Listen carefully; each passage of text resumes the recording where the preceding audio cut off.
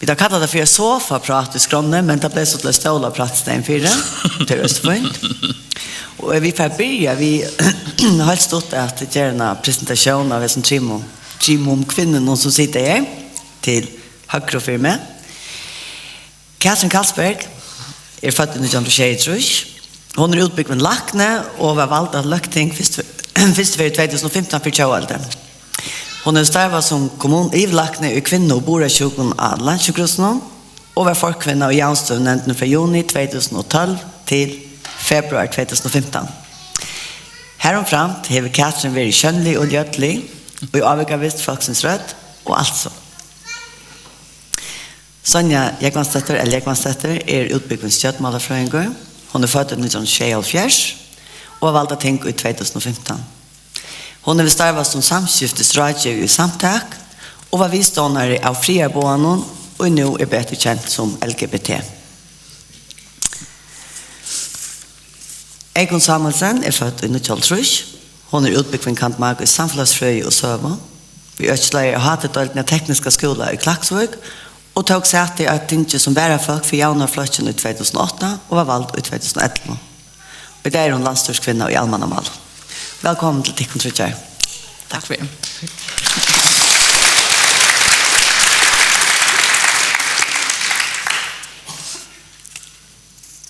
Vi tar var bjöd vi kan här i det vad ska man säga, ett prat om kvinnor i politiken. Och också jag lägger ut vid att sätta det på transportningen börja från Egon och helt stått att svära på katavär som fick det till att börja till ett visst som politiker i Egon. Ja, jag vet inte man säger jag började det här första åren till att vara vissten och ta första var i ungdomspolitik och jag vet inte, jag har bara omgång kunnat låta vara alltid varit öliga intresserad i att man kan kunna bryta tingene och det är det som är min drivkraft alltid att oavsett innanför kvar politiskt öka och vara så hur det varit att man kan göra något och att hvis du vill så kan du bryta tingene. Det behövs inte vara så som det är. Jag har alltid stått där. Sonja? Jag vet jag betraktar mig inte mer som aktivist hellre än politiker och har vi arbetat öliga politiskt i öliga nekvar så egentligen det var ganska synd mer eller bara färd in i eller ställa upp och så för in i lökten och fortsätta vi till aktivism som man kan skriva just lunch i montel jaunraten och montel LGBT och allt det men också i montel några sociala spårningar. Jag räknar inte att jag är på så öliga nek örvis ju kanske inte örvis men inte vi öromalen om jag är utanför det.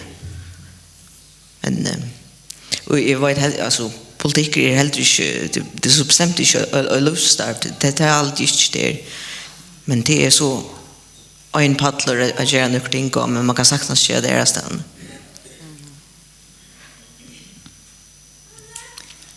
Katrin? Ja, gå spårningar. Det är säkert den berömda glöjbröten som gör det ända vi är för politik. Och det kommer syften lojade. Jag har inte uppfattat mig som sälja politiskt engagerad igen, men det är så hyggligt efter så har vi säkert varit allukal, men jag har inte varit aktiv på den måten. Men det näga vi var vi flott urförjon och att det förgör några ferier. Och är det häftestöv jag fick familj och så är det ting som jag är också frustrerad om som jag alltid kört om i förrjun som jag har haft hod till att just näga vi. Men det är knappt att jag så skulle dröja hjälpa att jag vet att det tror jag ordentligt att det är kunde som så. Så var det där möjligheten när vi janstunden då började jag komma sen till nu omkring ner kosta kan kvira sig på politiskt och liknande och fann det att man dör ju av att komma ut och se sina mening och för det mesta så är det inte någon som lustar eller som synar ganska så det finns det vi lycka väl det blir så spännande process att jag följde bara sitter okej jag kan faktiskt bli vi här och följde man kunde göra det och allt är så sitter trött av att höra mig själv vad kan gå gränja om ting och trött av att höra andra kan gå gränja hvis det är för jag vill vita röna göra det bättre stä alltså det är simpelt en grundläggande det här blir ett utkast det är mån på kramata. Det är intressant att du säger att du följde inte att du kunde vara politiker eller kunde ha en avvarskan. Kan du utdjupa det här lite som du kan lycka? Ja, alltså vad ska det är ett ordentligt syrkligt inrömma det, men det är säkert öliga typiskt, säger typiskt kvinnligt, det kan säkert vara typiskt manligt. Men det är vi att jag har unga politiska erfaring, är som är uppvuxna i politiska fel och ungmannafel och liknande där finns en skolning. Jag är inte så hårt, jag är bara som en AHA, en intresse för någon. Och så helt det så var ju politik faktiskt. Ja, du inte för att det var så kinsfokuserad, men jag hade för kvinnorna var helt otroligt goda. Jag tänkte här är man god. Jag har inte en chans ska det för man redan tid. Så det är utveckla sig hela vägen så tänkte jag ska här är man god. Det betyder ju öliga däck för mig för att vi fröjda några ting så lämnar röjna. Och så blev det så. Så det vill säga att kanske det man prövar att tåror är röjna när kan nytt som... Jag undrar mig, alltså jag har bara haft tåror kanske för 20 år tror jag inte. Men det är säkert en process kan man är i livet någon och det var inte aktuellt som är för 20 år sedan. Nej. Det är att de mött forskjellige arbeid som har mött konen och familjen och lite forskjellige ting som kan gå för sig förska samhällen som vi alltid skulle vara annorlunda. Så det är en beundringsprocess på en eller annan måte. Ja. Blöjt till det. Ja. Jag har inte ängrat ett sekund. Nej. Nej. Det är gott. Ja. Sonja, du snackar om att det är aktivism. Det har det öliga avhåverst. Det är kanske inte det vi söker mest till här för landet. Eller här sig näkt till. Utanlandet har man ju haft på kolvältningar och uppröstrar och annat. Vad lägger du i år aktivism? Vad är kvinnlig eller jaunstövsaktivism? Jag huxar inte om muskin till dagligt eller det att det är kvinna. Det är bara något som är akkurat som är fullföring eller samtjänst ett lagstanna i onkel i halde man gott kan göra en äggläggning av kanske kvilla kvinnor för ytla och sig självon. Man bara är och frivilligt viktigt. Det är bara det senaste nekvarn och kanske för ungen Arne och hur man ser några ting i samhället som ångsväckna alltid är orättvis och ganska särskilt i arbetet i arbetarfällen har vi sett öliga nekvar lagt ner detta i mitten till det få skeja bli sjuk eller få bad som är sjukt eller och jag vet inte det man ser sorry ting och man häver möjliga att göra och vita så alltid det är en skilda att röjna att vet om man kan göra akkurst. I minns det var Appe Möller som säger har man plikt men det är inte vi att göra sina skilda och kräva sin rätt. Och jag har alltid velat tydningar mycket om att hvis man kan så ska man. Och jag vet som sitter i lagtingen och vi är och man har om den politiska grejen och synder ju också men vi måste inte glömma att vi är en evigt privilegierad stat och ångsväckna för ner och ta vanliga stöd och inte vanliga förrän och är enig och vidare vad vi kan göra för det du vet förrän är vi så häppen att vi kvar i sin läge har så gå möjliga avvarska hvis vi bara vilja. Så det är ett privilegium som vi måste bara röna bruka. Nu är så född 1926 och Egon är född i 1936. Och du säger att du inte huxar som Egon till att du är kvinna eller med och det är samtidigt och det huxar helt och som är född i 1944. Alltså är det kanske något som den generation som kommer att ha tunna generation som har haft det privilegiet. Jag vet inte på huxa om man kan som Kina eller hur så särskilt några brötning och i Egon, utan är lustlöj som politiker? Ja, det tyckte vi att alltså, jag var uppvuxen vid att det var viktigt att jag kom från en arbetare hemma och att det är socialrätten och så och att det var väldigt viktigt att få en utbyggning och så vidare. Ja, men jag var minst väl till att ta så fick det privilegiet, ta var det privilegiet att släppa i höjdalar och det kostar för äldre än jammar att klara jobbet för att jag slapp det och att det var kvinna alltså att det var överhuvud inte vanligt. Jag minns väl att det var flera som Eisne helt och att vi skulle till att det var en kvinna, att det var totalt nej och det skulle för att få uppbyggning och så. Det var lugga som inte det som var likeloder än tjocka.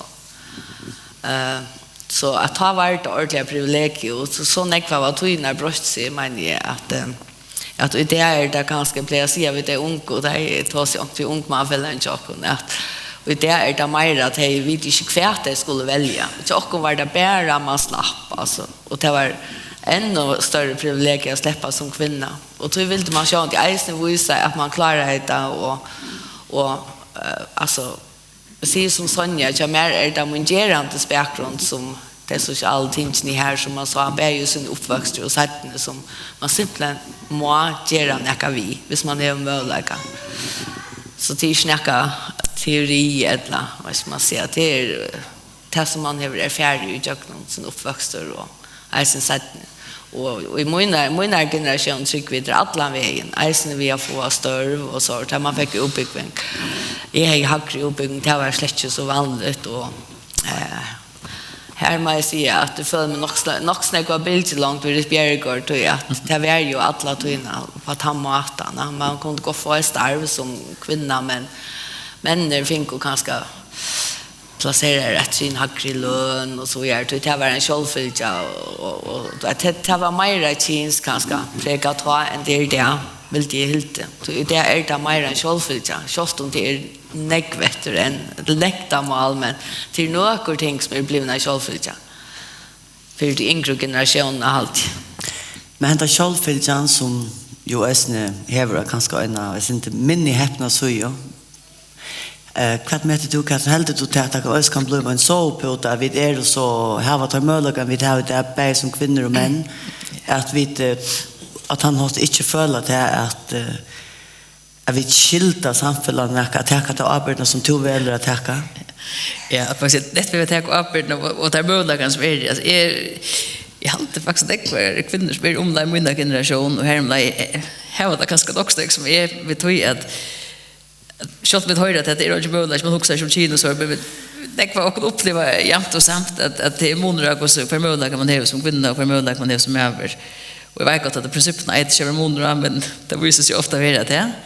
Och jag har alltid det är jävligt viktigt att vi vinnas tid och så har du superintressanta föreläsare som kvinnor och studerar ju knarna. Men det här kvinnor är inte väl rätt det är så jävligt stort från det.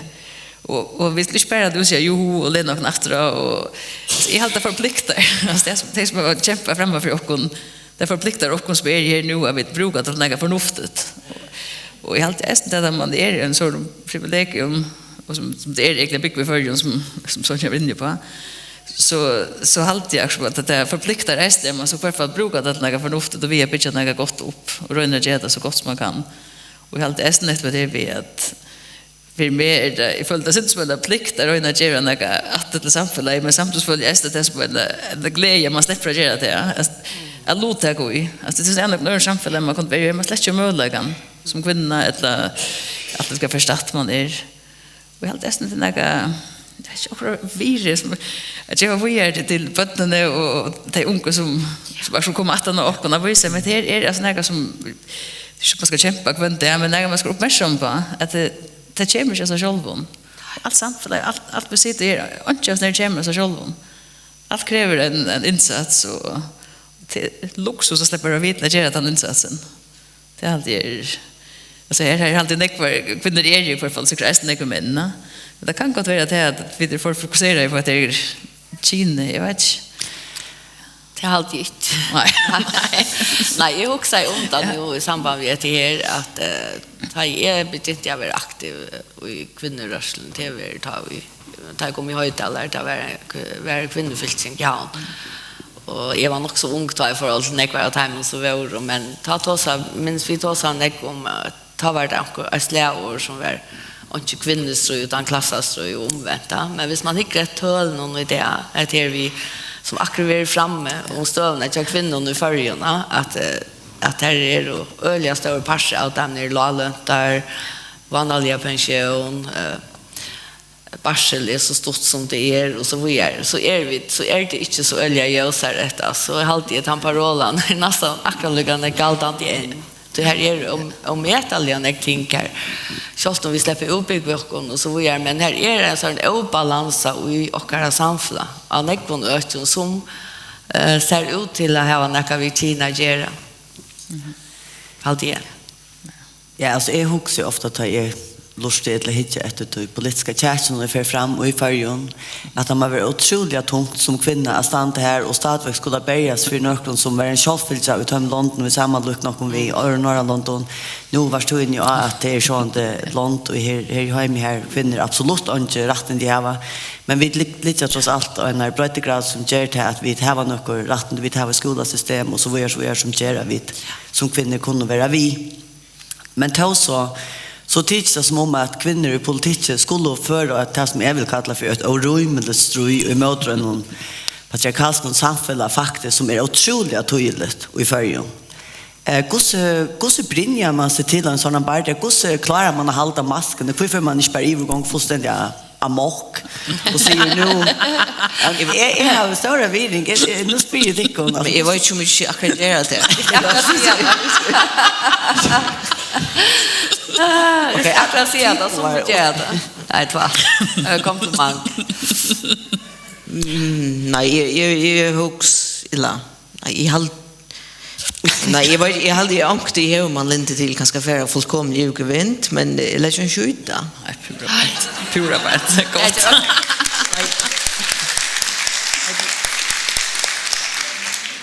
Nej men man kan ja nej det är bara alltså det är inte grund till att vara aimjukor man ska vara aimjukor imot till testarv och imot till tjänst och du är vår men typ på en dag är inte grund till att vara aimjukor imot till tema allt och berges fyra det ska du inte det är affärer så säger han hött i högt och så är ju så att det är ju så att mästare av att Jonabanslån var riktigt gör hvis hon är över fält så är sitt Jerry Gron och sagt allt vara helvete till men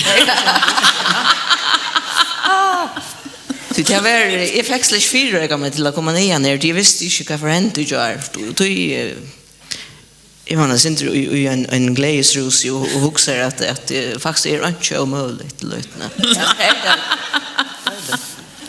Nej, men vi är ju sånt så imiskar jag inte och jag alltid ordentligt gott det här var så där som Sonja som är en honortypen är gossier men vi börjas för det samma men är alltid att det har gossier alltid haft så att det ständer ringas till att där man följer sig ordentligt tröstan att man måste simpelthen färd in i sig självan och finna att här fram att alltså det är det rätta som ger det är alltid gossier det rätta det är det bästa medicin i allt det Robisch och har som Sonja men man får kanske också jogna lugga.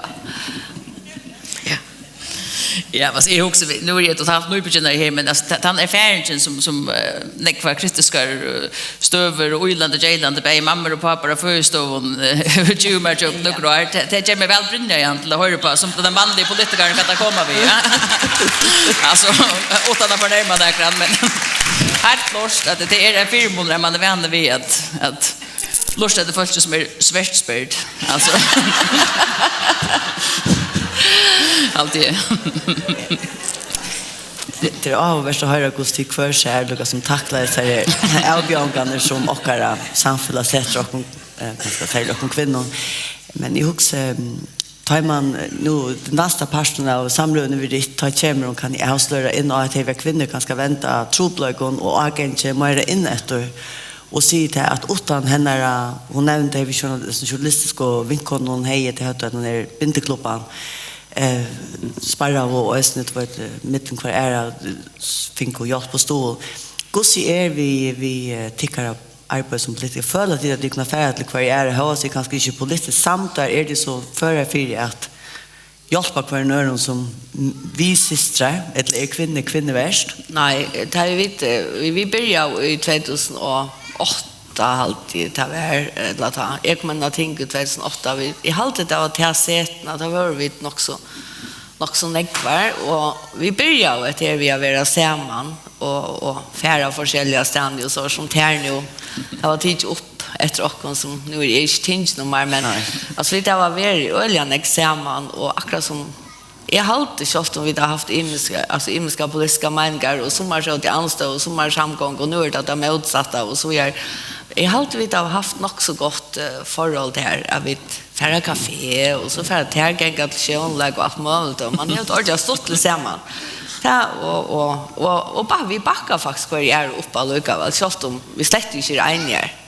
så vi kunde sitta som kollegor och prata och hatta var så orätt vi stod jar och jag blev kolla ner och sånt och så säger hinner nej tvatt att jag får inte och tjacka sig Jo. jag har alltid ordentligt väl och jag har alltid öliga viktigt jag har alltid jag är öliga bevisst om det att på en eller annan måte att det här var också nätverk kjolt om vi är totalt osamtar vi nej någonting Det är något som du sitter gör sig allt med medelmännare och jag sned att det är kanske inte nej ut så tar jag mun eller där har era klubb Där var jag. För tackar vi det nu chat. Där var jag under forum som man säger. Ja, okej.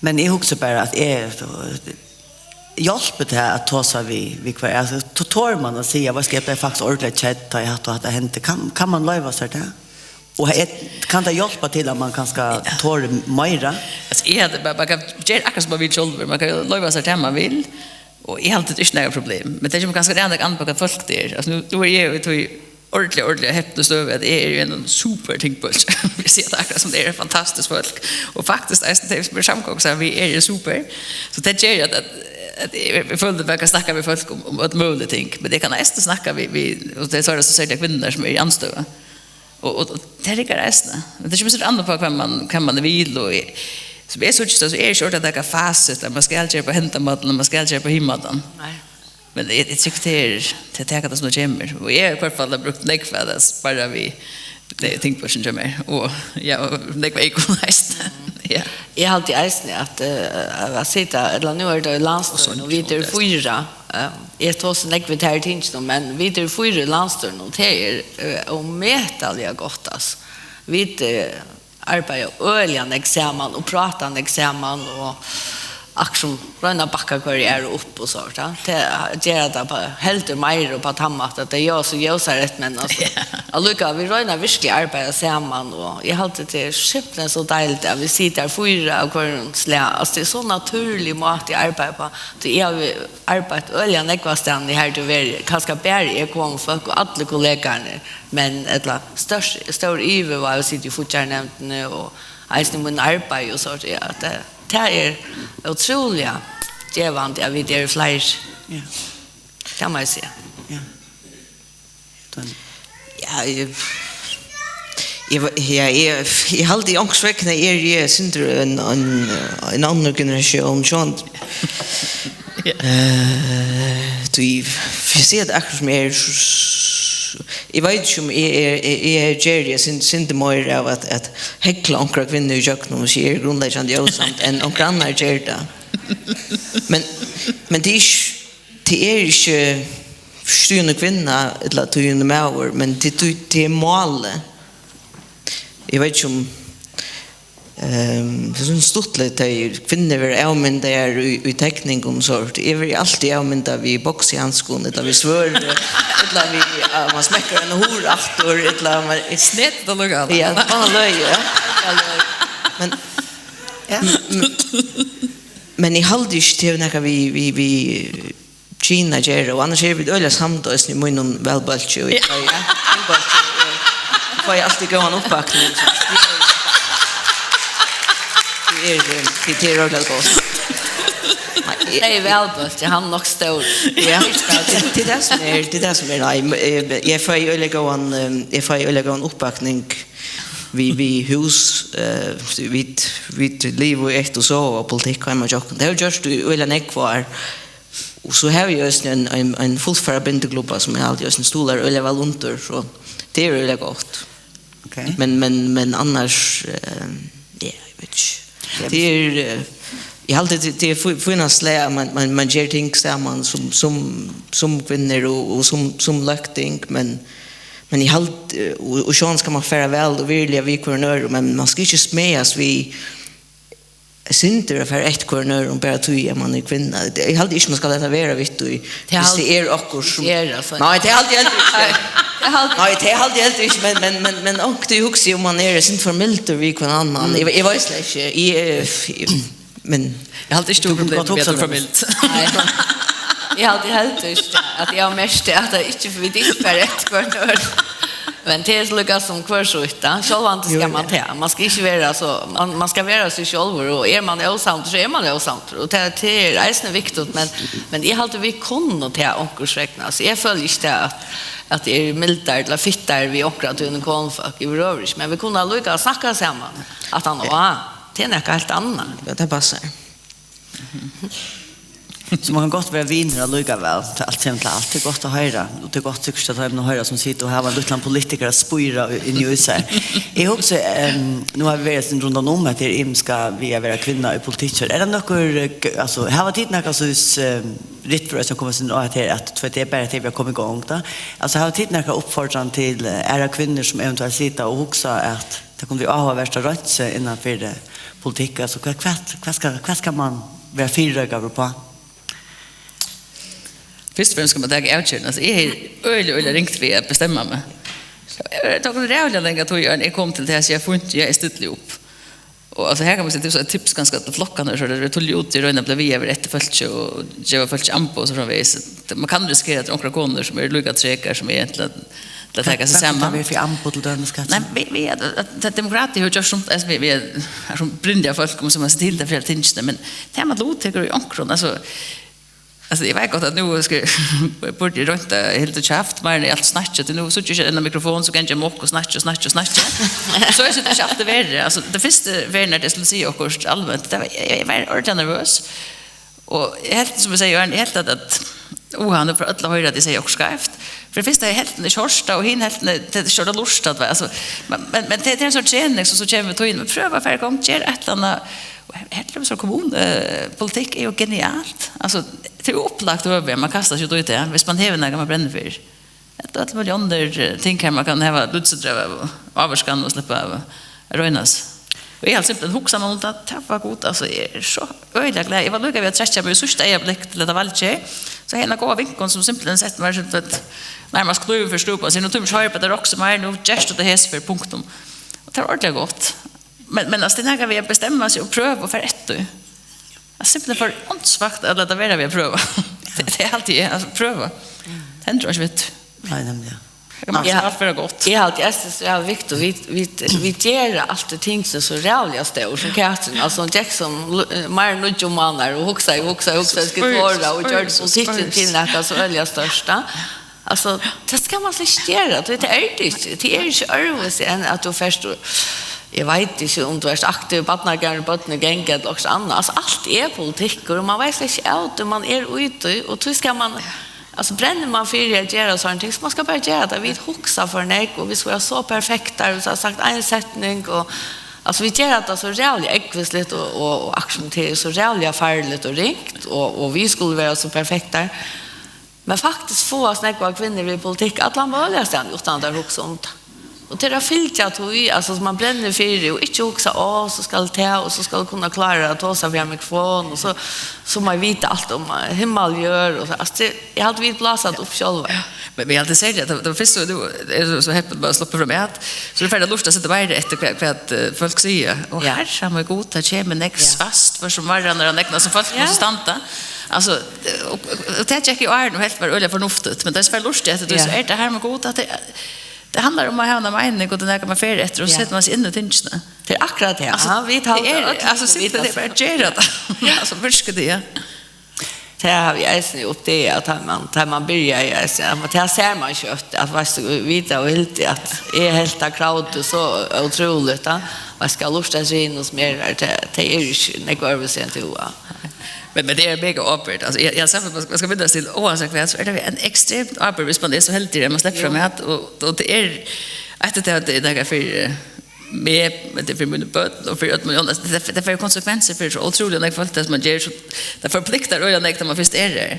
Ja, men vi täcka sen till arbete nu. Ja, det bara vi huxar trutja för man och andra huxar ena för det. Det är jag hade vi själva begränsa och själva så nek som kom folk. Eller gosse så sa vi gosse vi rock med nek var är Men är det kanske något vi att kvinnor kanske är mer bängna för att tracka fram alltså till allmänna vi till att du blir satt och alltså och att det vara aktiv i badnagärden eller vara aktiv i omkring kvinnofällskapet som är välgående som landstyrskvinna då som tänkfolk så är det ju i sjönvars någon och folk höra vad du säger och så tycker att du gör och du tar outger och balansens väckna och faxens väckna så jag kan helt ut något vi att det är något vi kvill sin rösa själv. Ja. Så och hvis du hever noe på hjertet og hever noe å søk, så skal det nok enka. Det er noe som, hva er det du vil? Hvis du vil noe ordentlig, men så hever du noe færre og vilja færre fram vi. Og hvis ikke, så gjør så også annet. Ja. Det är akkurat det som är alltid det allra viktigaste. Att det är inte man inte ger på hjärtat så ska man hålla på att eller göra också annat som Sonja säger. I allt det är det viktigaste att drivkraft. Så långt är det reellt allvarligt. Alltså jag också om min arbete kvante och då vet men vi ska helt inte dramatisera det. Det är som är men vi skulle tåra ha arbete. Vi har ju arbete hemma vi hos man har arbete för sin botten. Alltså det är inte för jag säger att det är lite på sig eller något men alltså vi tar och arbete alla sen. Man försöker huxa i vår huxa tingsnäs.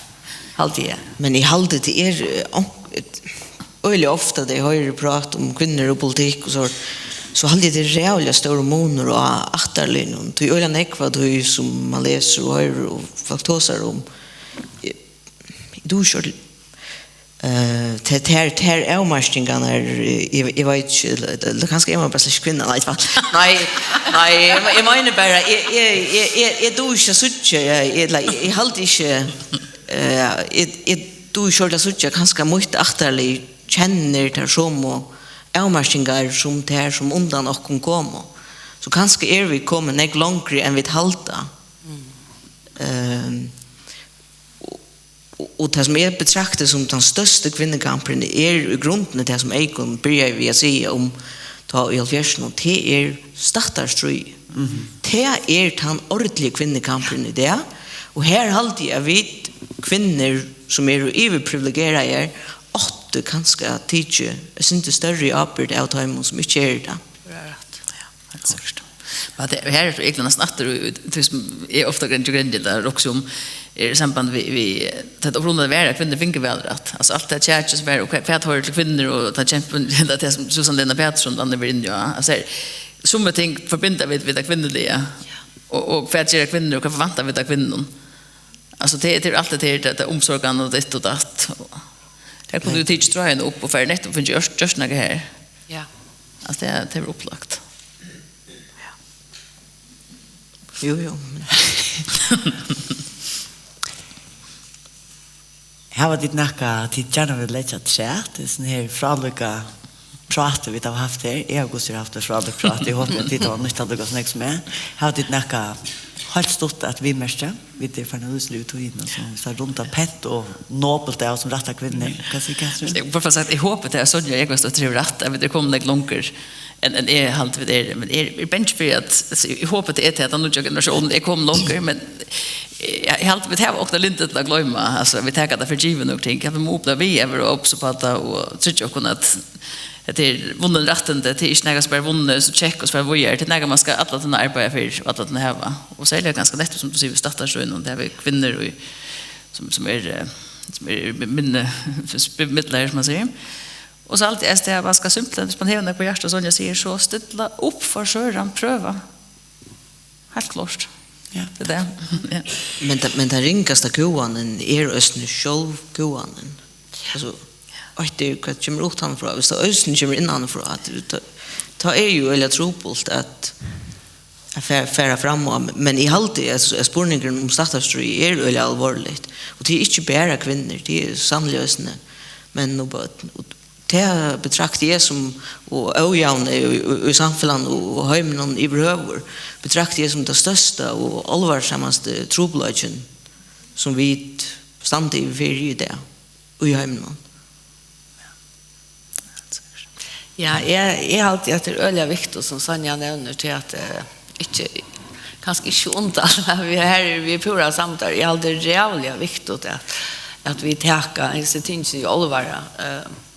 Alltså nu är vi så nekvar alltså att kvar ska vi så att hvis vi inte gör det att reisen inte vi tog och det är öliga tydligt ut i förska samfland. Man ser alltså det är så öliga tydligt månader och att han inte ska tänka något kött om det inte bara är kvinnor men det är bara så stor iverväkt av kvinnor som eller iver var alltså större parten i som baskon som är och lalant och som inte har trycka sig till ålderdom och allt det där och eisen i barsel och så är det allt det tingsne att är halt vi tar verkligen en arbete vi som nu är och flyr det är inte samma att man är ändlat vär ting som där det öljar inte kommer jag men nu följer det att vi är så nekvar vi viska mot täcka det i allvara eisen i förhåll till demografin och allt det är vi att vi må få förjar till en mer moderna samhälle hvis vi skulle kunna tillträcka hvis det åkara döttrar som för utanlands täcker uppbyggning och tar familjer att det tryma komma hem efter detta land så att det tryma det inte hvis det inte kunna bruka sin uppbyggning eller bara få en arbetsbruk med 0,6 och inte ha ordentlig barsel pappan inte kunna släppa barsel så det har valt eller te liv på andra matan det är gå ser utanlands och läsa så vi må bryta samhället så att det verer bättre eisne till att det unga tryma komma åter bekväm. Det är alltid om metalliga viktigt och det har vi en stor arbete som är så heldigare att vara här akkurat nu.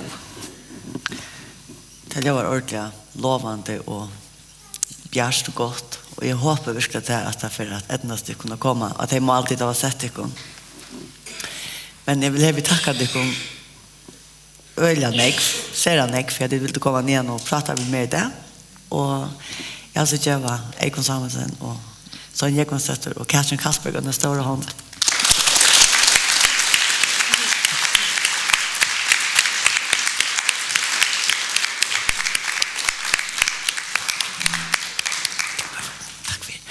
Och nu för Guri Hanstad att spela 2 löp för oss.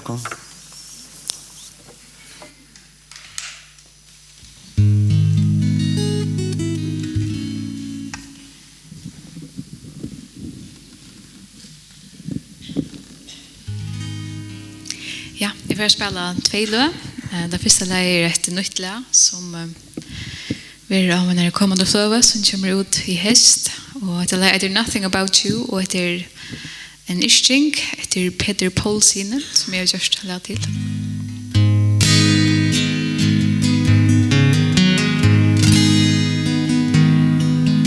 I'll wait for time to come back to me. I'll wait for something to breathe life into me. I'll wait for someone to bring me back to bliss.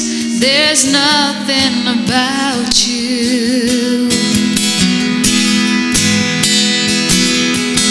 Keep your eyes open and don't you blink, 'cause everything is broken on the brink. Keep your eyes open and don't you blink, 'cause everything is broke and on the brink.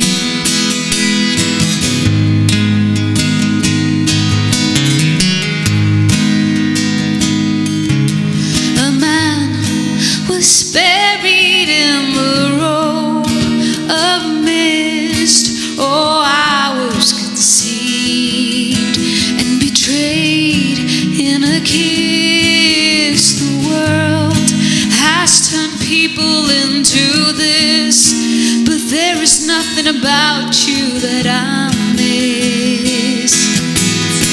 Keep your eyes open and don't you blink, 'cause everything is broken on the brink. Keep your eyes open and don't you blink, 'cause everything is broke and on the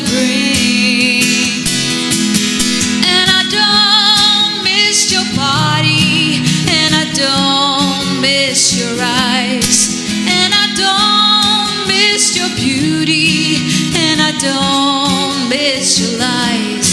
Oh, keep your eyes open and don't you blink, because everything is broken and on the brink.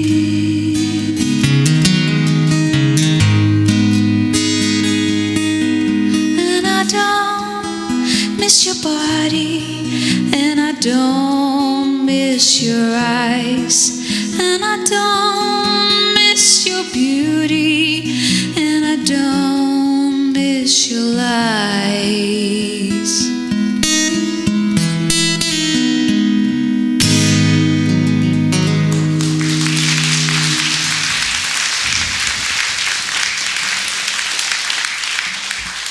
Tusen takk for det. Nästa läs med för spela till ett äldre läs mer som heter Morgon och i mars. Själv om det är mars så kunde det vara i mars. Från det var veckan. Det kommer här.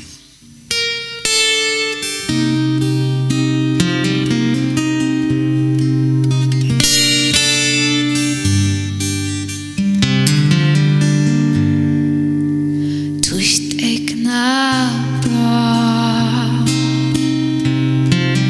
känslonar alta, är färdig i natt. Här säg mor, så hjärtans glöd,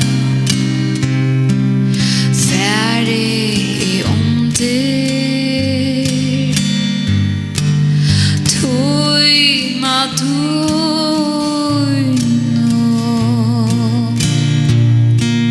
og vi der saman.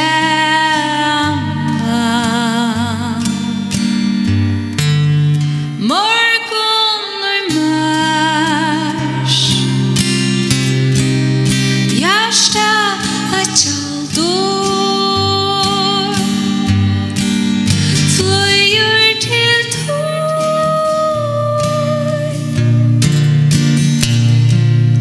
Morgon och mars.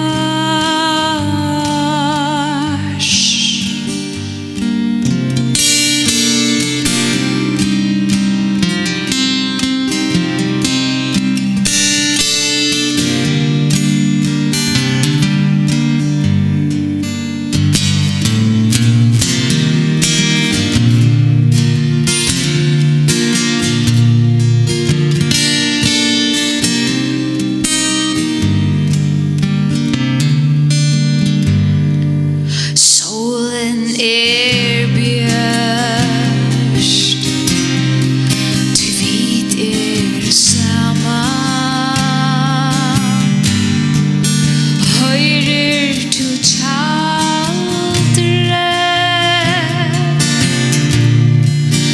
bare kommet.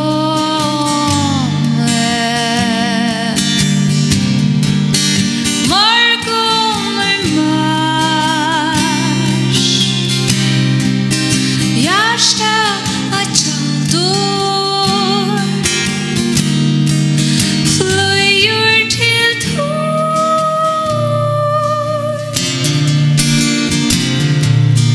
Morgon och mars.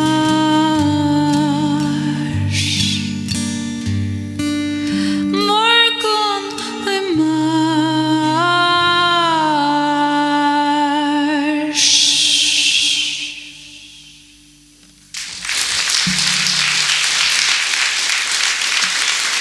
Tusen takk.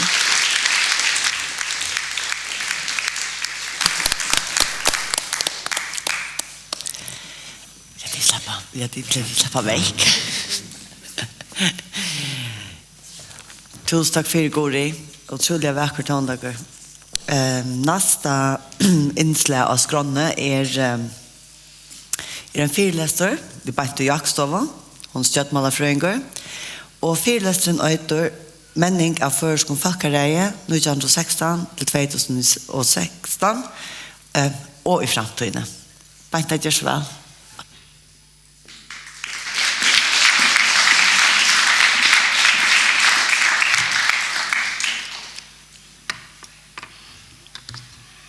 Ja. Godt fundet folk. Til lukke vi det noen som var før deg. Til lukke vi det noen kjær og i det. Og takk for at jeg var bøyen til dette hatgjerhalt. For i 100 år så fikk og kvinner og åknarleis formell retten til å være ombåa.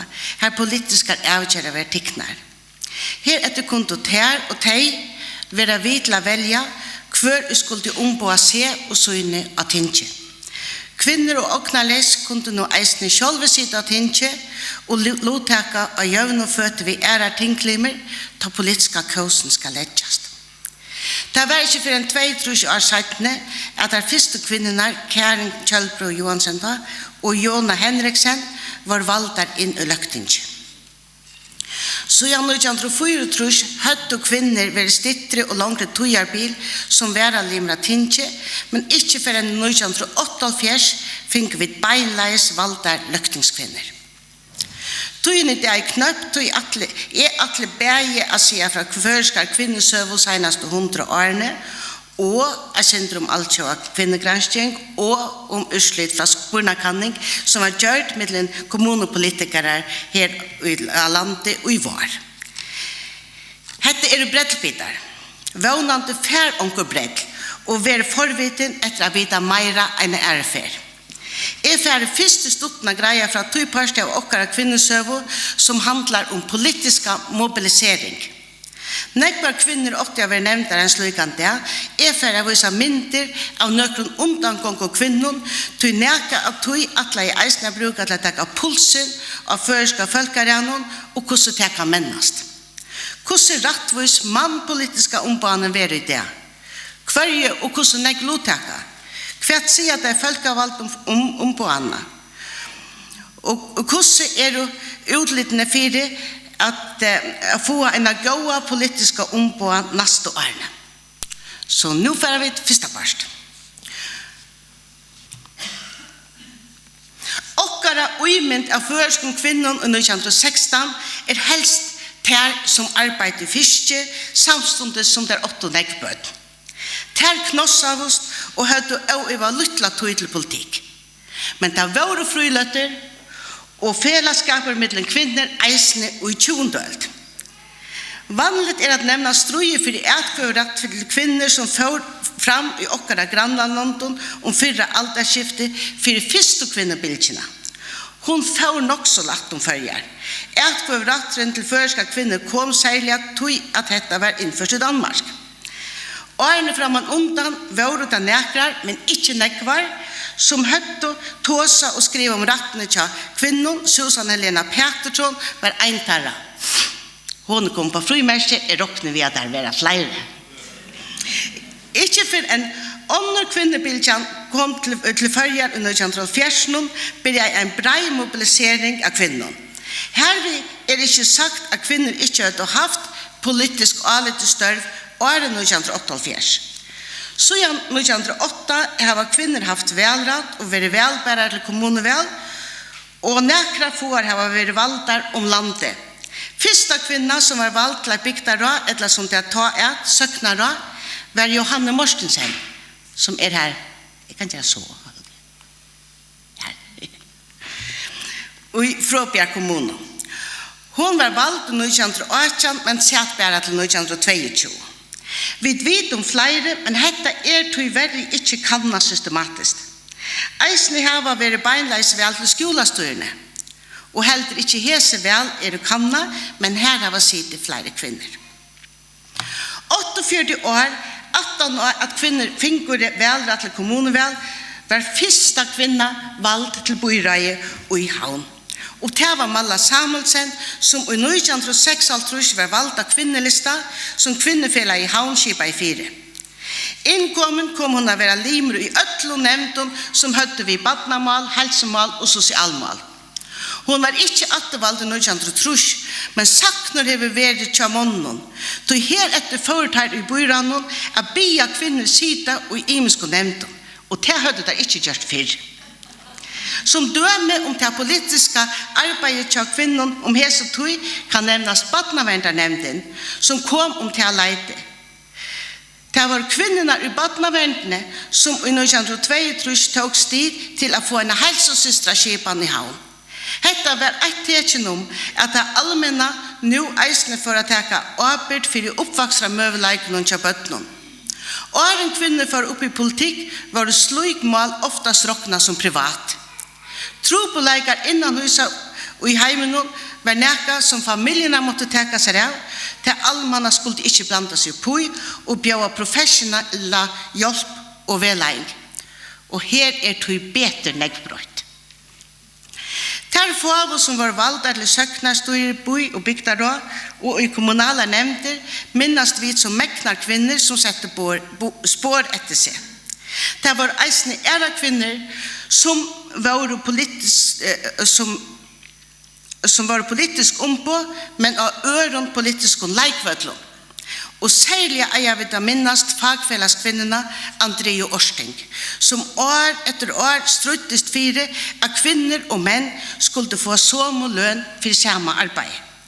Det var ringt för de ung i det att skilja att i åkare ungdomar var det så att om man till dömes arbete i fiske var avsatte en timalön för män, en lagre för de kvinnor och så en badnalön som var uppåt till minne.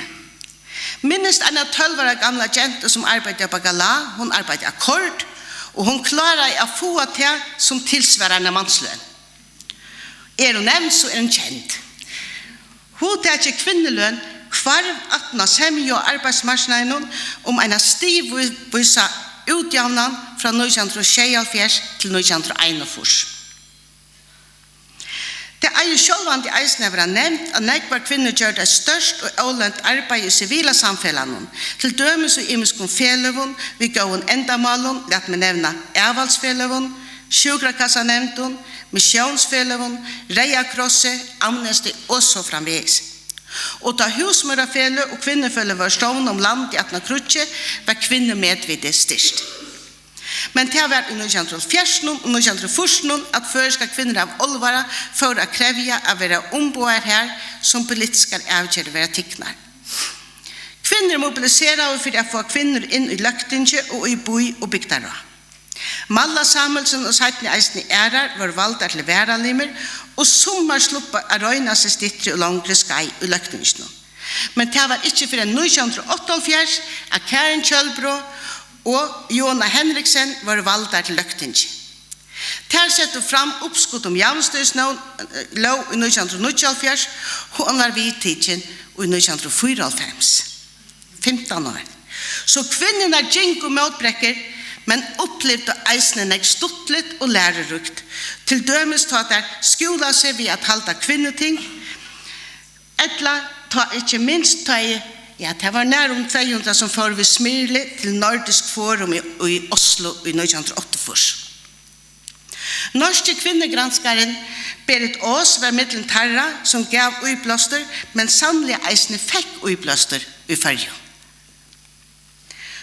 Det er hun som heier seg her hersketeknikkene. Og i havn var rønt å bruke kvinnelista i 1904 og 1944 utan at det etneste for kvinner valgte til byrøy og hesonlisten. Så i 1908 har det vært kvinnelista til kommunevel, altså det hette var 18 år, den store smilaturen. Ta stilla der opp til heste. Og ta bær ofta til. Det var bare i Vestmanna at jeg kom i Meireloda. Maria Hansen var første kvinnelige borgerstjåren i Färjö. Lisbeth Petersen var første i Høvestaden. Oftast har det vært ensamadler og i Minneloda. Hinveien hendt en hukbursbrøyting som årene genga. Nu vil det råkna som nekka punnligt for kommunerna om ønsken kvinna sitter i boi i bygdaranen. Nyast har vi sett nekrar fra Øtlanden, det er fra Skalafjörnen, fra Vavnen, ur Havn, ur Sore og ur Klaksvik. Det er de kvinner som har vært inne i kommunpolitikken, men eisne er av stedet. Men Evstavald er i løktingsnån.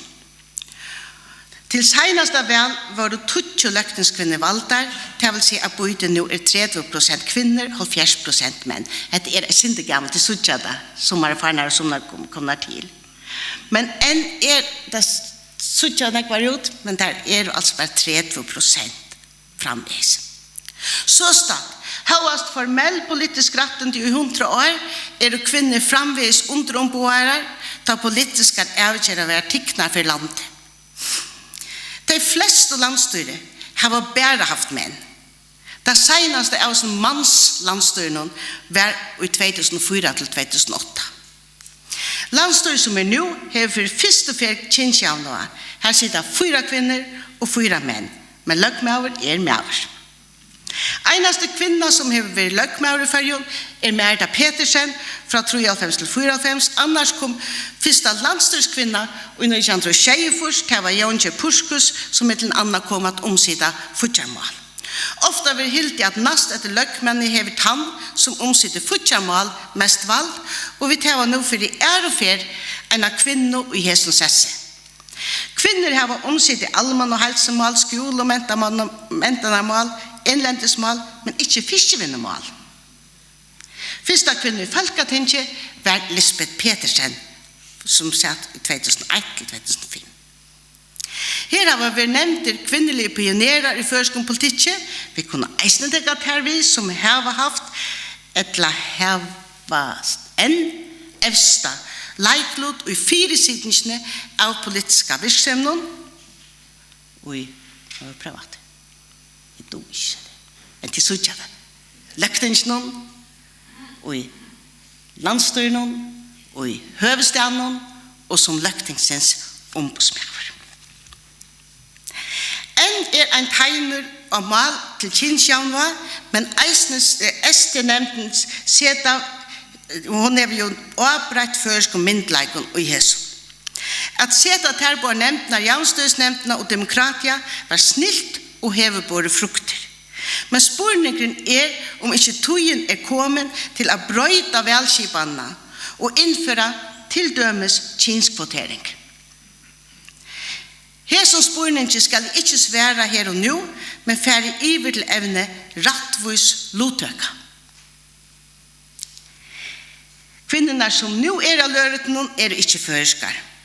Pippa Norris til venstre her kjender bretsker stjøtmålafrøyngur som med en annen jøkken empiriske kanninger har vist av mekanismer som kunne fåre kvinnen og øren under omboen bølgen at være valgt.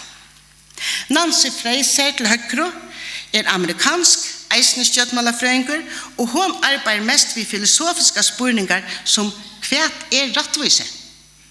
Det med andre hesabor kvinner til som tæra å skriva som kan være en uibløster til taimon som ikke avbøter eisene i føreska folkarene. Rattvise, sier Nancy Fraser, det parity in participation. Rattvise at kunne loteka av jøvnum født. Om det ber til at som rattvise, sier hun, så ber eisen til at som oratvise, og vi kunne spyrja hva fåringar det 4 at folk fra imenskon samfellagsbølgen kunne loteka av jøvnum født. Nancy Fraser peikar av trutja faktorer som har neilige avvirka. Fyrsta økonomi, futjarstøva. Her ræver ratten av være ens vel 4 å kunne standa luika. Månere mellom ruik og fatak større, og større veran ta de ruik og klara snikva seg undan at gjelda skatt jamfor Panama-gølna som nå. Vi hverst må eisne økonomisk valg til for å få politisk valg. Til dømes i USA har de som stiller opp til forsettervalg nå må hava nekvar pengar. Hetta at det einstykke og velevnene bruker ekna pengar i velstrøynen tog verre eisne bliven en verleidje her av landet siden senest i 1950. Det neste hun viser til mental. Medan økonomiske spurninger om ratten av standa lyka, mental til spurningen om ratten til å være olika.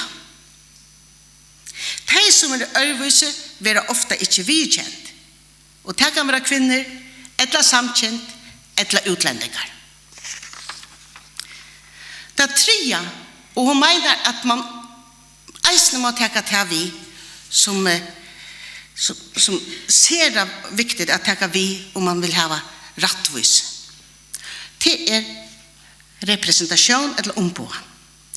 Du selv stjøtnerskipanen og velskipanen kan eisne være vidla skapa under ombåen av sommon samfunnsbølgen til dømes vi at det bare noen få som skulle velges. Det kan være vivirskende til at elitan, det vil si bølkeren av teimon som framan undan har makt og det bedre fire, eisne få bedre ombåen og i politiske skipene enn samfunnsbølger. Demokrati, folkestyre, per definisjon en skipan som gjør ødlom samme mulighet til medborgerskap. Om skajvlegge i ombåene, sier Nancy Fraser, må politisk sti takast å skapa rattvis. Det som må til en økonomisk omfordeling, at månere mellom mikvante og fatak må minka i samfunnet.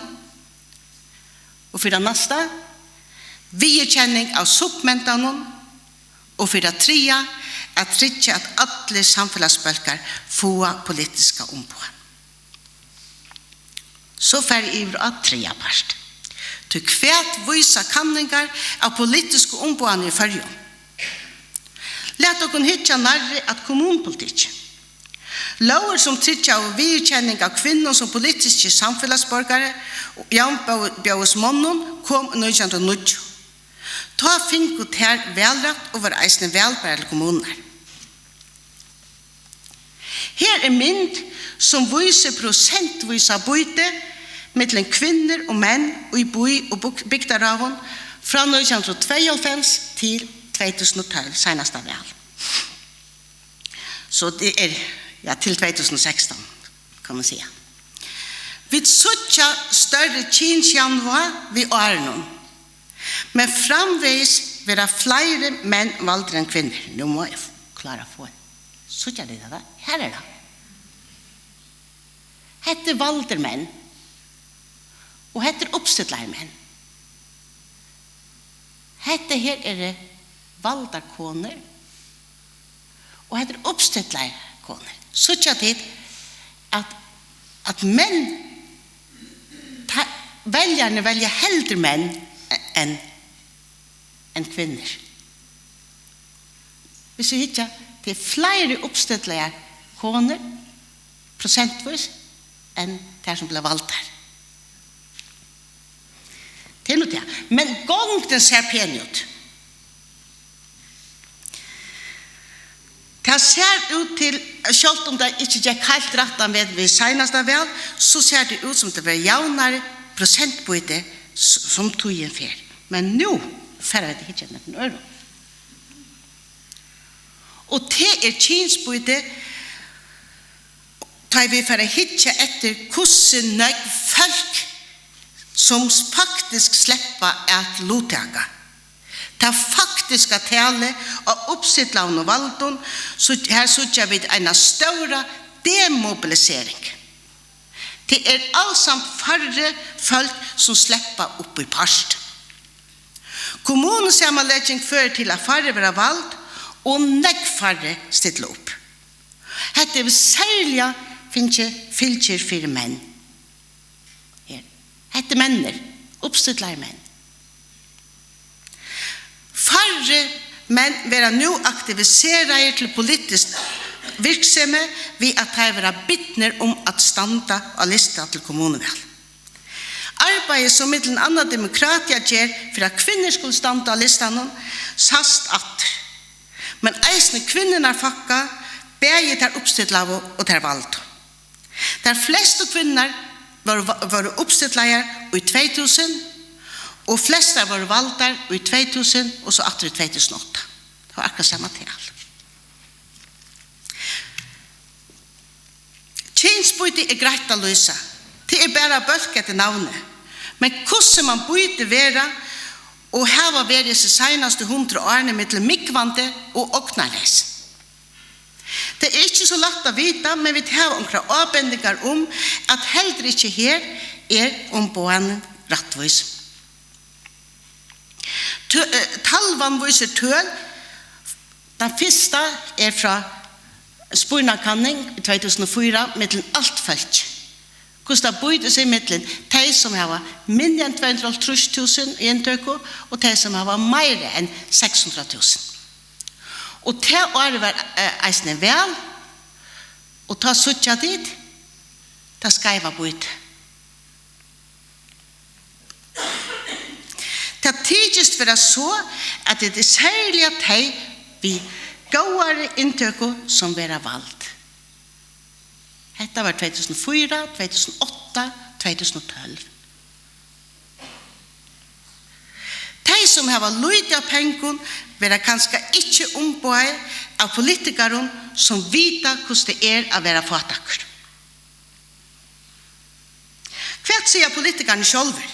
Halda de at sammensetningen av boi- og bygdaraven hever tøytning.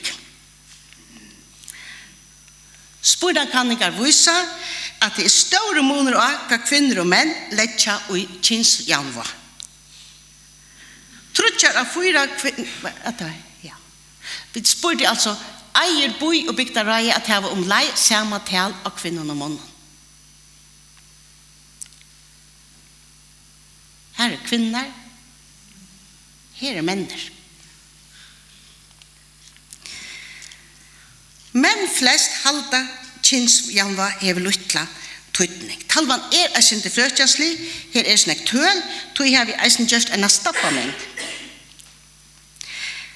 Her det tei rett viser, varska, vi må gjøre også ved det her.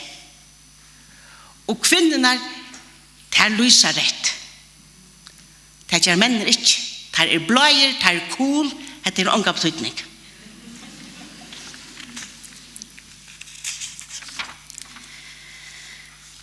Det er ikke så farligt at få en ångar kvinner sitter i bygdaran.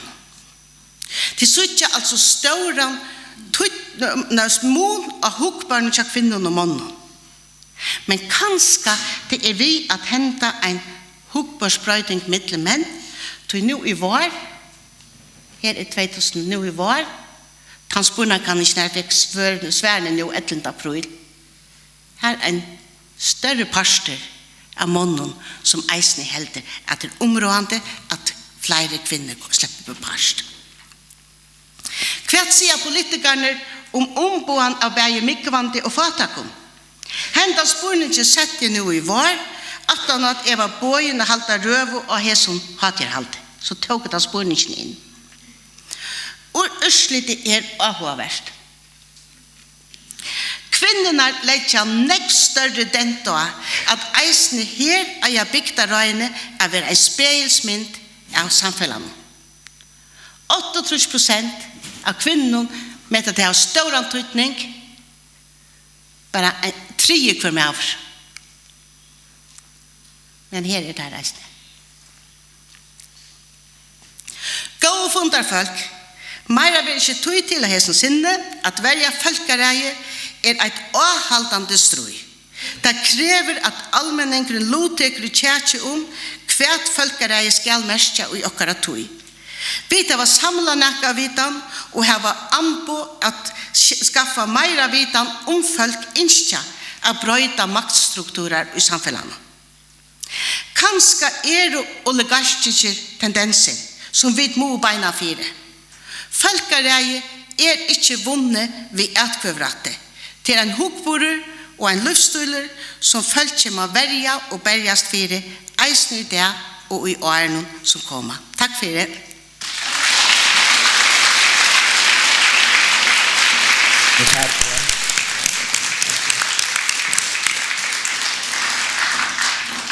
Altså, hva?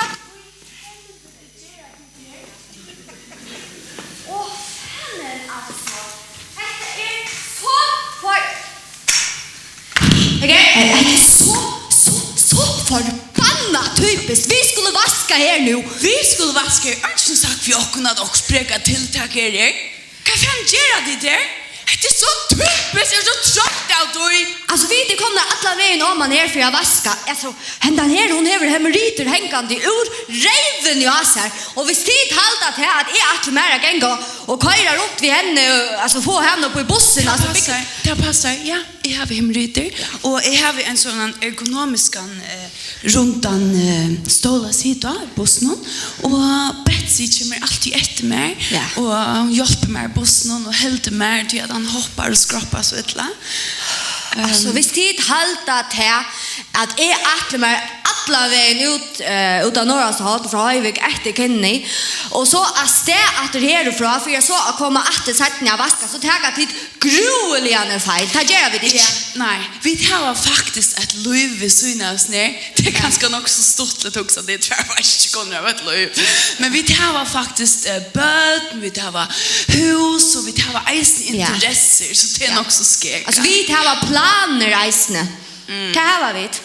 Det halda det ganska vi inte har, men det har vi. Ja. Men alltså vad är det för tilltag? Två river. Kenny heter det hon tror jag har till allt för att kvinnor har finns väl rätt och knarläs. För hävda. Det är demokrati. Fan en demokrati. Är det demokrati tilltag? Demokrati. Hvor vi ikke bjør vi? Det ordentlig eksklusivt bare for akademikere, eller hva? Alltså vill jag det jag varsågod vi. Alltså vi som gänga här och ta upp efter tickon och vaska revene tja om och appa. Är vi inte gå här då? Vill jag inte höra kan vi ta vad säga? Arbetsvakten kunde ha en lörsta. Till det går klar att vi som håller som landen upp är det inte. Ja. Och fanen alltså. Okej, alltså så förbi shit det här uppladet. Då kina. Alltså och gäller alltså att det inte spärra och kunde inte bjuda och vi. Alltså det är så förbannat typiskt och läsla ner i Norrland hos någon. Det kunde inte ha sent och ett sms eller en e-mail till det är ett. Alltså inte vi har ändå en bok som vi har lagt upp i startfölkarummet. Här man kan skriva och till dömes så det här händer. Hej Kin och Betty, alltså kan inte vara så förbannat ringt lite pennorna. Hej Kin och Betty, ta ver och tilltager. Tid pjös inte komma traskande alla folk vi är nya nere. Det är så det. Nej, det gör det inte. Och nu stannar det säkert här och huxa vid det sådana arbetsklassa, värst i håret och sådana. Men det är vi inte. Vi stannar inte bara här så jag gott ut. Nej. Vi håller faktiskt stämmorna och socialen och vi läser det eisne. Det är lite spärrt och pint där hemma. Åh, fan du och gäller man. Alltså det är helt svagt man hörer och läser nekvan lost. Alltså, och fanen alltså. Och så var det så revliga sent och ikone för att man är för att tvinka det här upp och tinge. Först skulle där släppa välja och nu skulle där eisene sittla upp i politik. Det skulle simpelthen sittla upp. Ska vara nästa. Alltså vara för plats svök vi ammeheilon och menstruationsbindi. Alltså nästa världens undergängare. Ja, och så är det nätt bättre att ha som fisk och krutsch och bruka alla pengarna på det. Alltså, tavago och karriaste är det bara att jag kvinnor har bredare höfter och halda det manfallen har större heilar så. Alltså ja, och så är det att kvinnorna alltså det är så förbannat borta och höra på kunde inte bara smila och nicka och gärna läcka fläskasteg till mig och dansa sin det fräckt för mig. Jag sover i och det glaver och så portet du faktiskt är vi nog glaver allt. Alltså är det virkeligen hon tror så gärna kvinnor och ser oknarläs fink och välrätt i färgen. Alltså 100 år, alltså kallar det virkelig det är ett demokrati, alltså 50-50, alltså folkarej och allt det där. Alltså hur har det längst sedan inte smäcka den här kinskvoteringen? Oj, så kinskvoteringen, det här känner vi vars kommer alltid, ja. Och kanske är en tidsskräll men hvis jag ankar så helt det släppa vi här. Alltså ja, det är sint i man fälls någon att här skulle eisen vara offer för när patriarkaten någon eller Jesus, ja, du vill se att man folk från naturen när hon inte är bäge. Håndverskare, rörsmyr, maratonmästare, MMA-mästare, pengamaskina, fismassör, maskinmästare, Alltså, och så motar för godsskild inte snacka om känslor. Det så är det slett inte rätter män i Jesus samfällan. Och nej. Väck från. Det är det. Så är det gott att vi tar åkra livmåer och lukka va? Jesus, ja. Och Jesus satt vi henne så är det ganska synd att vara du i mer lukka va? Ja, akkurat. Men det är Marsten faktiskt stick motsatt. Ja, fan är Marsten alltså. Marsten hatar allt vi munar livmåer. Och han är hatar först ting som vi kommer glömma an till orden. Ja, eisne Jakob, det är äcksäkren som är. Alltså, hej Marsten bara... Jag har alltid visst han hatar bøten. Så går det ju i äckna bøten. Alltså, en mäver som gick på allergisen till dömes. Han huxar alltid. Är du Jocke? Nej, okej. Nej, han huxar alltid bøtene. Bøtene skulle ha det så gott. Och han är så omhuxad. Han huxar alltid om vinner så skulle han nog av fiska kvoterna. Men jag har verkligen insett att Marsten, var inte omhuxen på att han matan. Jag inte jogga i vrån eller så säger jag. Fanen alltså. Hur går vi finna ordentliga manfolk alltså kvinna? Fanen alltså.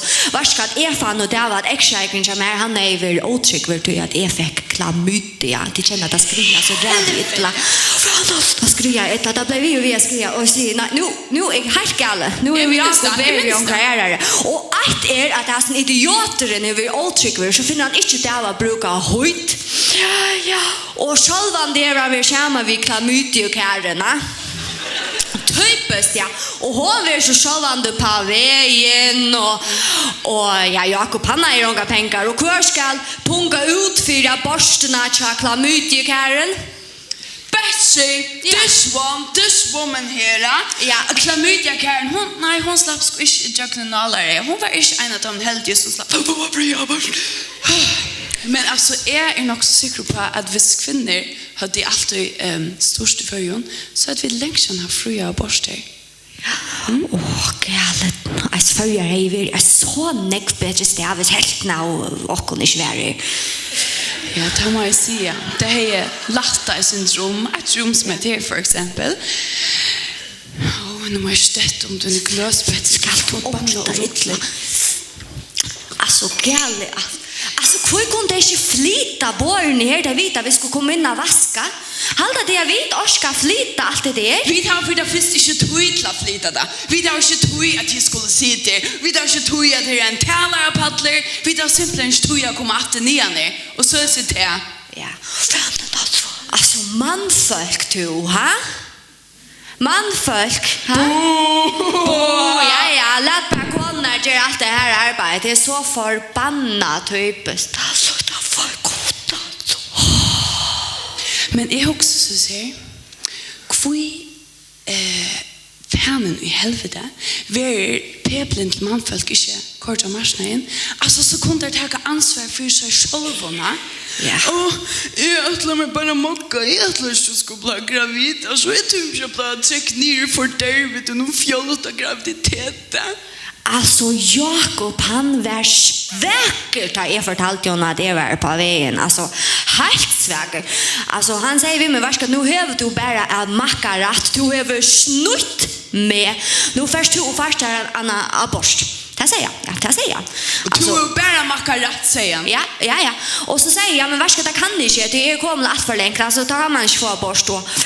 Så var är en egoistisk mer och är bara fullständigt och leje livet av någon, ja. Det säger jag. Hade det. Ja, hade det med färd. Ja, det känner det säkert. Har vi något annat på hjärtabettan? Ja, det var gott alltså. Fanen, alltså hur är det som sitter där? Jag kunde inte tänka sig det jag ser. Alltså, här är skojt ätande fullt av manfältje. Hekka nu, og jeg skal ha vokst ordentlig godt for jeg, altså pleier jeg å tendre der og vike, du vet, jeg skal ordentlig hunde med. Og så vannfelsen som sitter her, og vi klatten ikke, altså, taffa er god til hunde. Så godt ut. Hin fra Poddfinne Podd, Ja. som ångte i sjången, han har så pent hår. Ja. Han synger så vel, eisne. Han burde være i politikk alltid. Du, nega helt anna. Du, hvis du, han sjåver pottfinner, pottfyren, og Jakob Veie for hundan. Hvis teir hadde haft det av å vike, du, så kanskje de unge, det tog meg hukt. Nei, det sier jeg bare. Og så kanskje det ikke være så skuit edande borte hårs på i utvarsen. Men jeg også synes jeg, altså, hvordan ber det til at man i folkeskolen fører ikke er samfunnslære? Altså, det er godt. Det ikke lukket som ansvarig at lukket som informerer pøplen om hva vender opp og ned, hva det venstre og høyre. Altså, det ikke som hever noe å si om det. To til dømmes. Det gjør alle skillet godt. Ikke det? Ja. Altså, nå må jeg eisen spørre onkel som hun spurte. Hei, du, helt du om at jeg har samfunnslære i folkeskolen? Ja, det. Ikke? Alle samt. Altså, hvordan er politikere inni her? Hvordan bare finne det av det beina ved? Altså, det var godt. Ja, altså, man kan si at det at kanskje de politikere føler de som de fjolloter, at de sitter, at de valgt inn av folk som kanskje ikke engang videre og legger plater opp og ned, ja. Men altså... Det sier jeg synder om hvor det som valgt det, ta i fjølten akkurat som ikke vet hva det høyre eller vinstre eller så. Altså, jeg sier det bare. Altså, sånn det tid som sitter inne her, så han ikke skutt edande bort, men altså, det det nek folk her ute som det utenfor i karmene her, la oss si. Ja. Og det helst tror jeg vi alltid så forbi perfekt der, altså, men vi leser dimmene og sosialen og sånt. Altså, som sagt, for eksempel, det gjør vi det, ja. Og hittar att Högnes Silver Fox höjda lever att säga. Men alltså tar jag allt det här så sagt så halt jag lycka att det är viktigt att nämna det att kanske pöbeln inte är så bortra lycka väl. Det har mäkna välja några politiker in som skiljer hur så viktigt det är i en demokrati att öll hava lycka rättande. Ja, alltså. Det är inte fantastiskt. Alltså, det så jag det kanske är. Alltså kvinna, vi var på någon i jar. Vi var där nere i Rensaröjnon och Syskos. Alltså, fanen, det var stått det. Dessa läpparna i bössan här, där då har det stått lite. Så stod glimmer och balloner och alla på malakar i det hela. Jag trodde man vaska upp ett här. Nej, det säger bara. Det är inte just. Inte fått mer in. Alltså, fjäckrar och spinn och kvärt. Alltså, jag har svårt att lägga demokratiska tilltak för. Alltså, jag är vant att de får ha sådana vaginer renkande till alla ställen. Det kunde man förstå sig. Ja, alltså, det är ju men det bara alltså. Ja, men alltså det är gott att det inte har gjort det. Det är att man ju rör sig för en gång vi har rott upp. Alltså det säger bara. Alltså inte tror jag tidigare från revar och hållet och sånt. Men det är ju faktiskt också generellt. Nej, ja, det är bara generellt här. Lika som vuxen folk ofta också. Jag tror inte att jag tar min kaffekopp vid mig. Nu vet jag inte vad det är till dräck om det var shampoosglös eller kaffekrus. Men vinnerliga touch det vi ut och kör det upp i barnet nu. Så vi inte skulle lika som runt att I love it. Det kunde låta så här. Det är nog så typiskt, men alltså är allt mer skriva det tog man ner. Eller det allt mer akkurat att göra. Han ska fram med skrivas ner till vi får inte komma efter.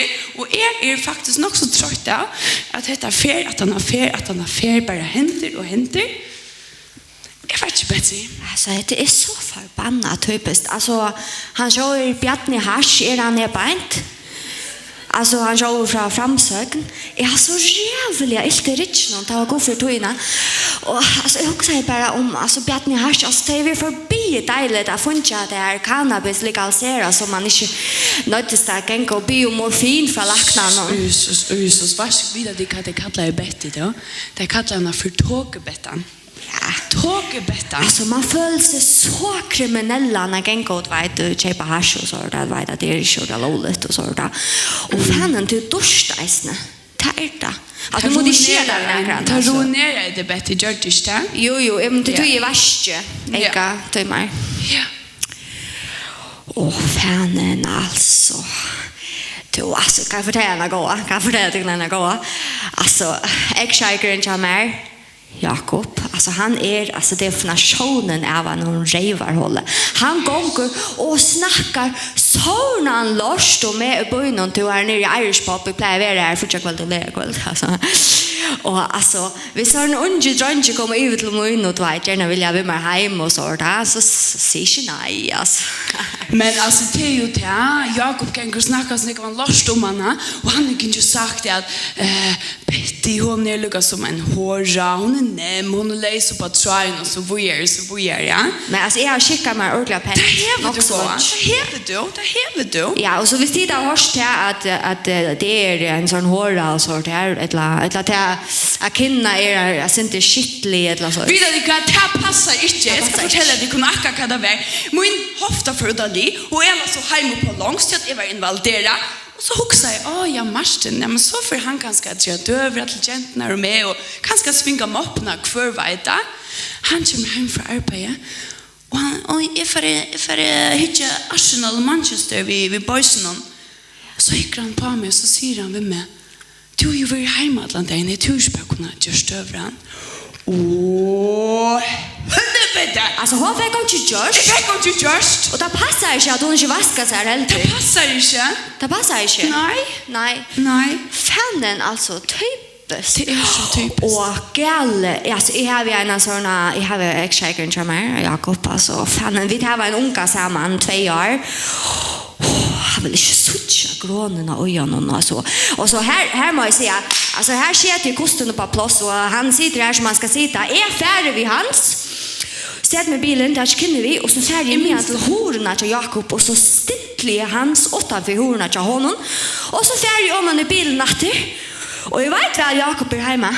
Vi såg han. Han lurte ut gardiner. Ja, han lurte ut gardiner och så får han väcka till. Och han får inte ut till det gråtande baden ut i kultan. Det traska helvete då, ha? Alltså han grät och mamma, allt det där. Nej, inte gå av mamma. Nu är ju du av er till babba. Så jag sitter han, ja. Så satt jag i bilen intill vi känner tojen till honom var och så färg in igen efter han. Så kunde hans pent komma in i bilen. Det har alltid jag snurrat där för. Ja. För vi har alltså det ska framme vara 50-50, alltså båda vägar, ja. Ja. Men snack om 50-50. Är han som är skriven hem nu Bettan. Off we go. Come on you go. Oh, ja. Okej, ja. Så ja, alltså nej, okej. Ja. Vi så just ha det gott. Okej, bye.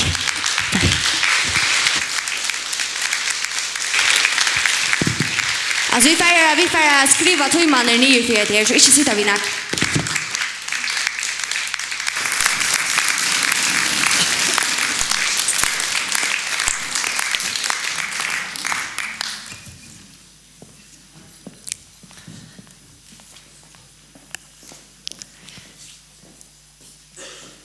Tack för till Saule och Katrin. Saule Danielsen och Katrin Mortensen. Den nästa inslag är en tonlag inslag från Leo och Olave.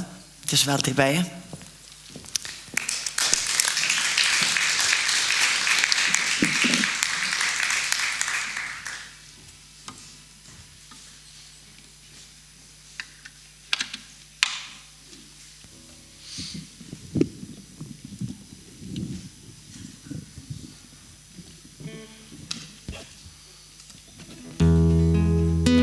Vi får spela 2 löträtt.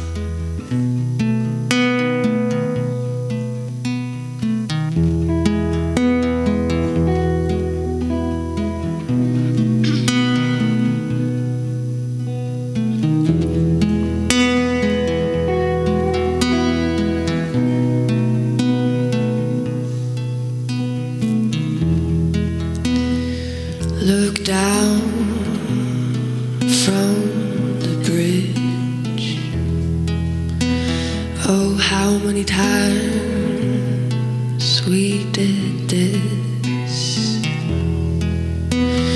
Please don't let me down.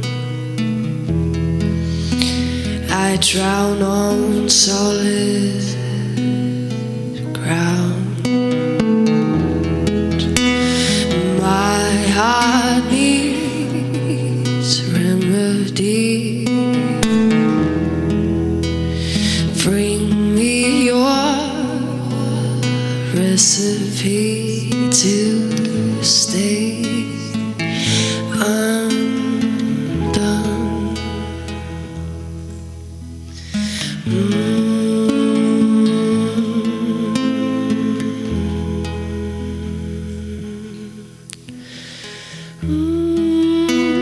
Come take my hand.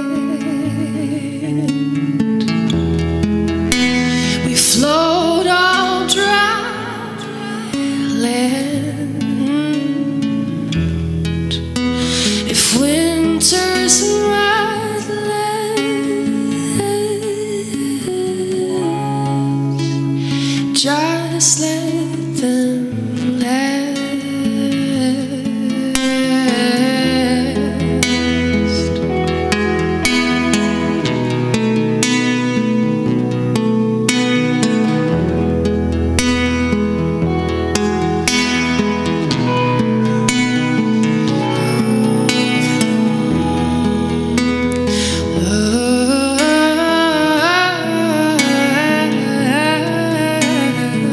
Down from above, my heart needs remedy. Give me your recipe to stay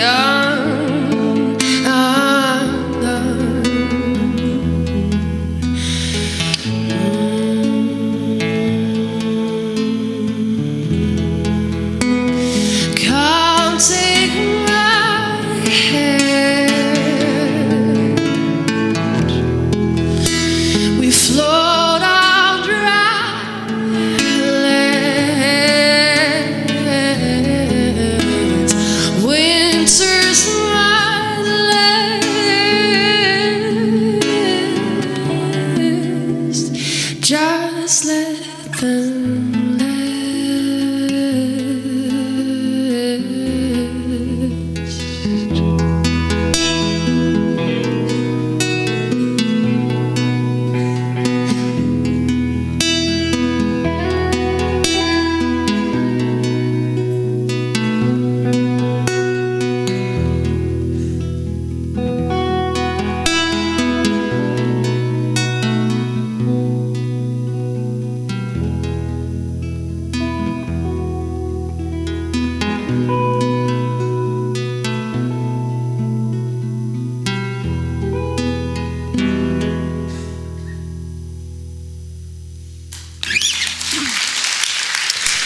Takk for det. Den neste og sørste leie er Oliver General å spille, heter Home.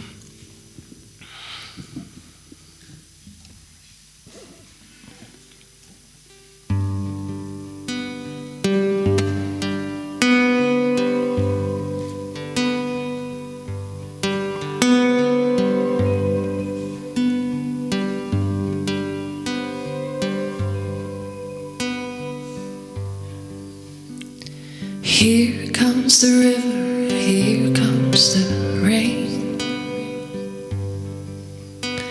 The song of tomorrow still sounds the same. Behind the blue curtains the sun has been crowned. In sweet, sweet surrender is where we'll be found. My eyes are in wonder, my hands are in ache. For you, my darling, I'll take all the pain. Come for this hours, come cry out our name. Under blue, blue skies, we'll live in your grace.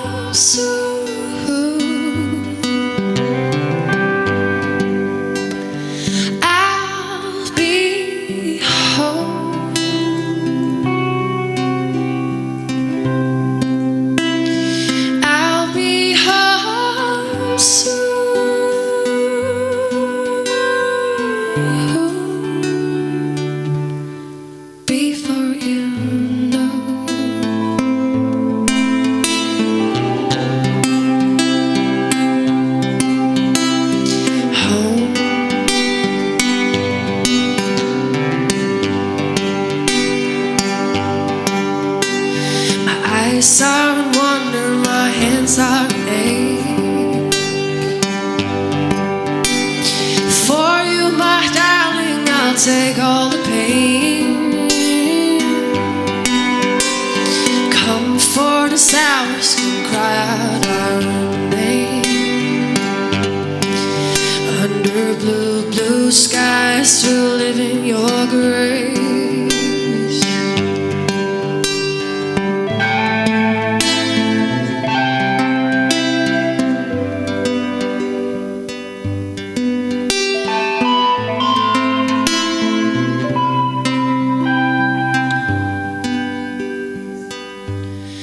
I'll be home.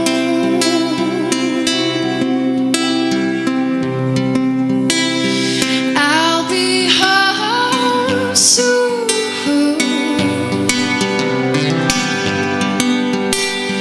I'll be home.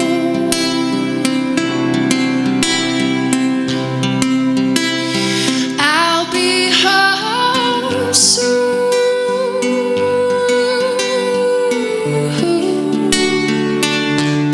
I'll be home.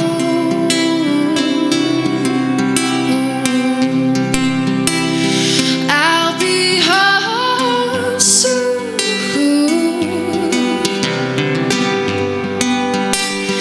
I'll be home.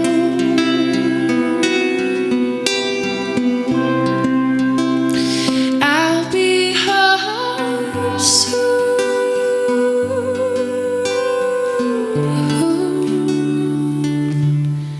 Before you know.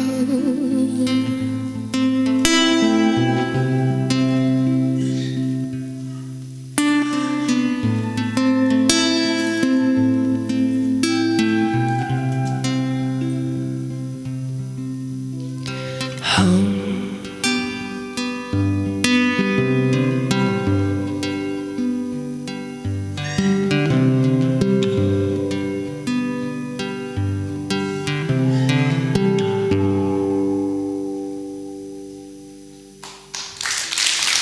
Tusen takk for det.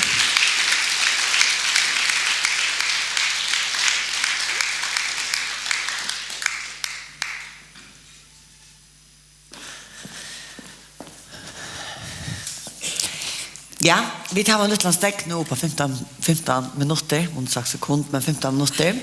Tusen takk for Lea og Olaver, deilig tånlager. At denne stekken, ta færre vi holdt vi da neste parten av samrøvene ved Ritt-Bjergård. Og så igjen spiller Gori Hansdøttertvelde, og vi ta kommet til det siste innslag i det, og det er Paddleborgstjekk, vi limon ur ungmannafellene, politiske ungmannafellene, og det er Katrin Petersen som kommer over årsstørere. Så vi vana så at det kan friska frei til 18 stekken, og ja, 15 minutter her om deg.